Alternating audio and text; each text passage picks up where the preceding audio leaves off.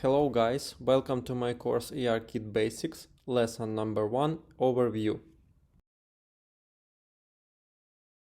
For the beginning, let me introduce myself. My name is Andrew Makarov and I have been working with iOS since 2012. I am from Ukraine, Kharkiv. I graduated from Kharkiv National University of Radio Electronics with a specialist degree in the field of information control systems and technologies. I have attended several conferences as a speaker in the USA, Germany and Ukraine. English is not my native language, but I have decided to prepare my course in English to cover broader audience. If you hear or see any mistakes, please feel free to correct me, it's highly appreciated. And now I'm here to share my experience with you.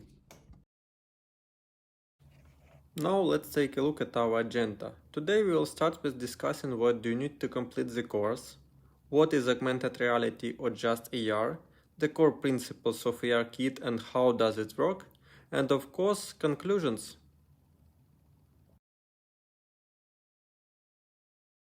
So, to complete the course you will need computer with Mac OS and Xcode installed, iPhone or iPad with A9 chip or later. In my case I will use iPhone 12 Pro Max, basic knowledge of Swift and basic knowledge of geometry. Augmented reality or just AR is a technology which lets you create an illusion that virtual objects are placed into the real world. In fact, it's just an overlay on top of the video feed. It means that virtual content is always above the image from the camera. There are several techniques which help us to occlude virtual objects with physical obstacles, like my hand on the video, but it's another gimmick. Again, AR layer is always above the video, and you cannot actually place 3D objects into the real space, and it's just an illusion. On the video example, you can see those layers separately and then merged. And ARKit is a framework from Apple which simplifies implementation of AR for iOS. ARKit is based on 3 core principles: tracking, scene understanding, and rendering. So let's take a closer look at each one. Tracking. Its main task is to calculate camera movement in physical world in order to reproduce the same transformation of the virtual camera in the virtual scene to ensure the same movement and update 3D layer accordingly to the real world. So, after overlaying 3D layer on top of the camera feed, virtual objects seem to be placed into the real world. At the moment there are 8 types of tracking. The most popular one is world tracking. We will focus on it in our course. During the world tracking, ARKit tracks the device's movement with 6 degrees of freedom. Also it allows plane detection, image detection, and object detection. Geo-tracking helps you to place AR content in the real world based on GPS coordinates and compass data. It's available starting from iOS 14 and on devices with A12 chip or later. Body tracking lets you track people. It's done with the help of artificial intelligence or just AI and requires a lot of performance. That is why A12 chip or later is required.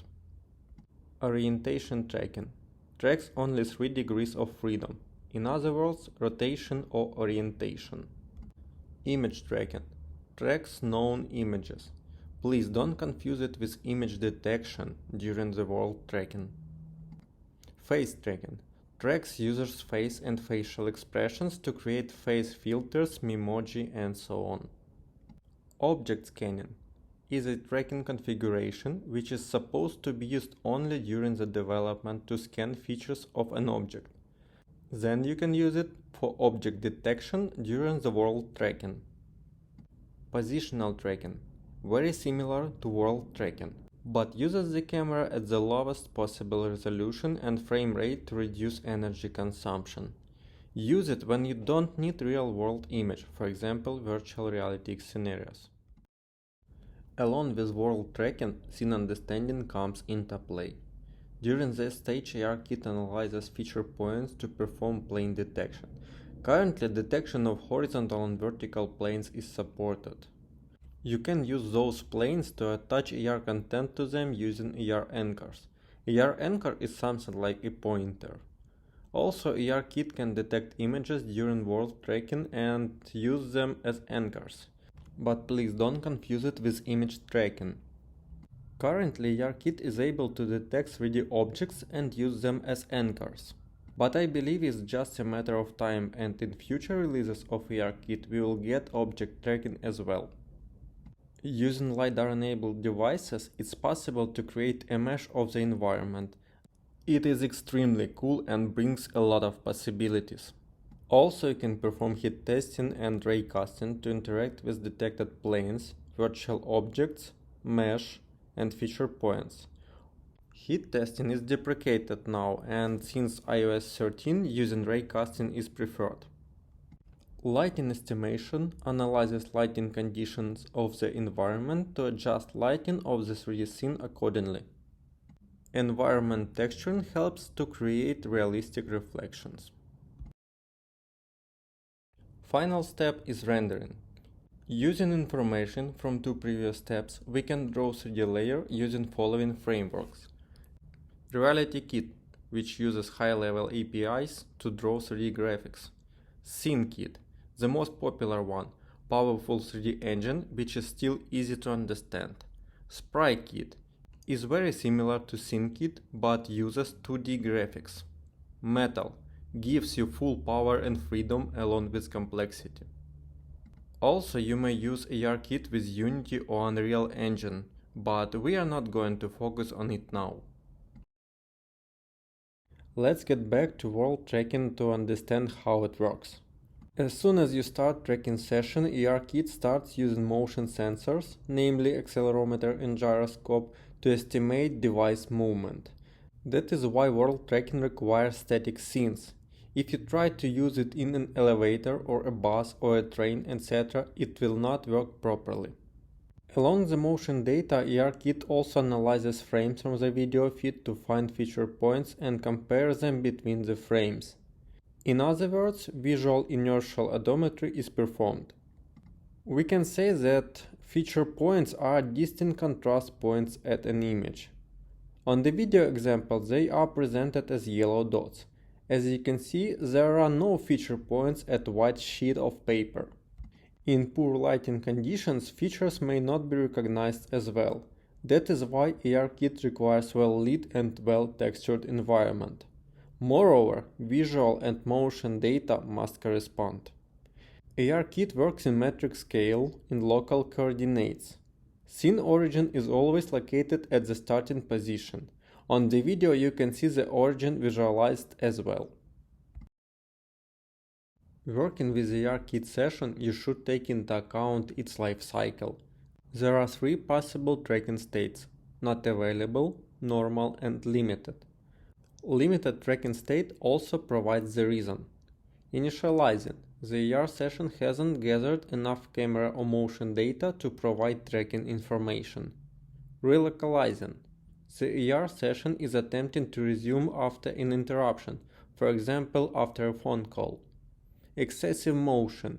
The device is moving too fast for visual inertial odometry. Insufficient features. The scene visible to the camera doesn't contain enough feature points for visual inertial odometry. Finally, let's find out what does degrees of freedom mean. 6 degrees of freedom tracking means that you receive updates about rotation, roll, pitch, yaw, and translation X, Y, Z. So, as a user, I can take a look at the spaceship from the side. 3 degrees of freedom tracking means that you receive updates only about rotation, roll, pitch, yaw. It may be useful, for example, if you are creating an app which shows information about the stars where you can neglect of local translations.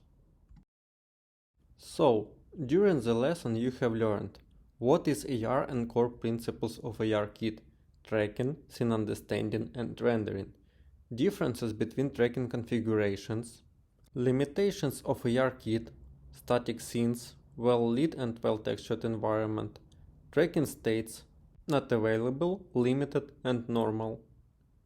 And degrees of freedom, 6 or 3. Also, I highly recommend you watching this lesson again later, when you get familiar with ARKit more to organize your knowledge. Thank you for your attention and stay tuned.